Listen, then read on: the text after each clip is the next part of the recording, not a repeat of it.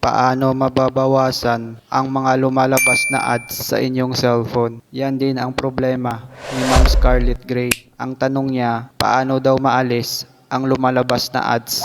Kung may mga lumalabas na ads kapag nag-o-open kayo ng inyong cellphone, meron akong nakikitang solusyon na kahit paano ay mababawasan ang mga ads na laging nagpa-pop up sa cellphone nyo. Basta sundan mo lang at panoorin ang video hanggang dulo. First ay open nyo lang ang settings ng inyong cellphone. Kapag nasa settings na kayo ng inyong cellphone, ay mag-scroll up lang kayo at hanapin po natin dito ang Google. Kapag nahanap nyo na, pindutin nyo lang po ito. Dito po ay pindutin lang po natin ang manage your Google account. Pagkatapos ay pindutin po natin ang data and privacy. Pagkatapos ay mag-scroll up lang po kayo at hanapin po dito ang personalized ads at pindutin po sa ibaba ang my ad center. Dito ay i-turn off lang po natin ang personalized ads.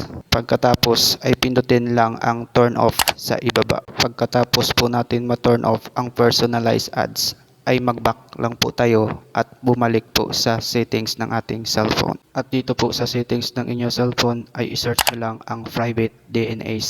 Pindutin po ang private DNS. Dito po ay ilagay nyo lang sa designated private DNS at i-connect ang dns.adguard.com.